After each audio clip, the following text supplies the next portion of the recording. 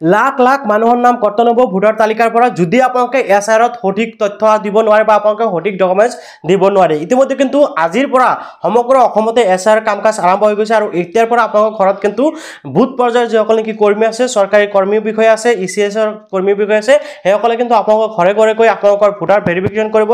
আপুনি যদি সঠিক তথ্য দিব নোৱাৰে তেনে ক্ষেত্ৰত আপোনাৰ নামটো কৰ্তন হ'ব পাৰে। আৰু ইয়াৰ লগতে কিন্তু আৰু কিছু সংখ্যক মানুহ আছে যিসকলৰ নাম ভোটাৰ তালিকাৰ পৰা কৰ্তন হ'ব। আৰু ইতিমধ্যে কিন্তু ইলেকশ্যন কমিশ্যন আসামৰ পৰা এখন জাননী জাৰি কৰিছে, যাৰ জৰিয়তে আপোনালোকে সকলো বিষয়বস্তুসমূহ জানিব পাৰিব। ইলেকশ্যন কমিশ্যন অফ আসামৰ পৰা কি জাননী জাৰি কৰিছে এই ভিডিঅ'টো মই এতিয়া আপোনালোকক দেখুৱাই দিম, আপোনালোকে সকলো বুজি পাব।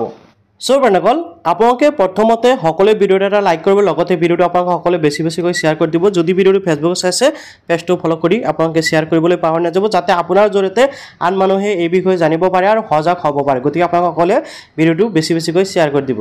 তো ইয়াতে চাওক, আপোনালোকে দেখা হৈছে বিশেষ সংশোধনী 2026, আপোনালোকে দেখা হৈছে অসম ৰাজ্যৰ ভোটাৰ তালিকা বিশেষ সংশোধনী গুৰুত্বপূৰ্ণ তাৰিখ। আপোনালোকে তাৰিখসমূহ ভালকৈ জানিব লাগিব আৰু কেতিয়া কি হ'ব আৰু কেনেকৈ হ'ব সকলো চাই লওক।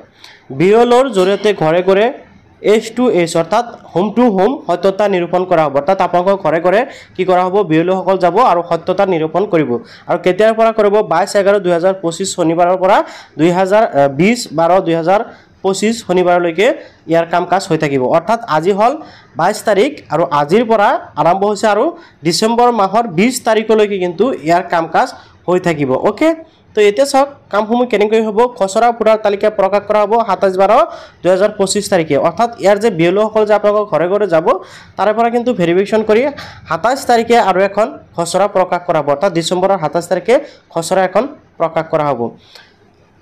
দাবী আৰু আপত্তিৰ দাখিল সময়সীমা 27 তাৰিখৰ পৰা 27/12/2025 পৰা 22/1/2026 লৈ, অৰ্থাৎ প্ৰায় আৰু একমাহ সময় দিয়া হ'ব।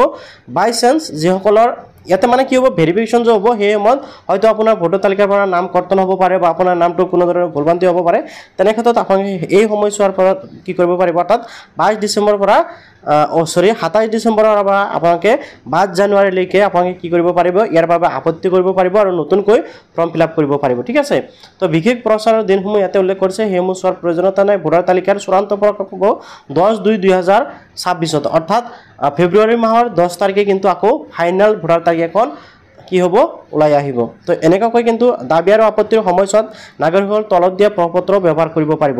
তো যেতিয়া নেকি দাবী বা আপত্তি হ'ব সেই সময়ত আপোনালোকে এই তিনিটা সুবিধা পাব। যেনেকৈ প্ৰথমতে কৈছে প্ৰপত্ৰ 6, এগৰাকী নতুন ভোটাৰ হিচাপে ভোটাৰ তালিকাত নামভুক্ত কৰাৰ বাবে দাবী বা আবেদন কৰিব পাৰিব। ধৰক আপোনালোকে নতুনকৈ ভোটাৰ তালিকাত নাম আবেদন কৰিব পাৰিব। ঠিক আছে, আৰু বৰ্তমান ভোটাৰ তালিকাত প্ৰস্তাৱিত নাম অন্তৰ্ভুক্ত কৰাৰ আপত্তি বা কোনো নাম কৰ্তন কৰাৰ বাবে আবেদন কৰিব পাৰিব।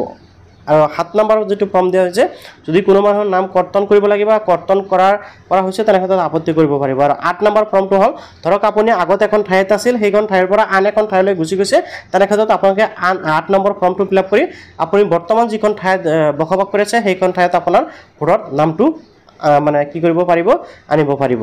আৰু আপিলৰ অনুক্ৰমসমূহ এনেকুৱাকৈ দিয়া হৈছে, আপোনালোকে এইসমূহ চালে ধুনীয়াকৈ বুজি পাব। ঠিক আছে, তো মই এই যি দুটা আপোনালোকে জাননী দেখা পালে, এই দুটা মোৰ টেলিগ্ৰাম চেনেল আৰু হোৱাটছএপ চেনেলত দি থ'ম। আপোনালোকে তাৰ পৰা সকলোৱে কি কৰিব পাৰিব, ডাউনলোডিং কৰি ভালকৈ চাই ল'ব পাৰিব। তো আশা কৰোঁ আপোনালোকে নিশ্চয় জানিব পাৰিলে।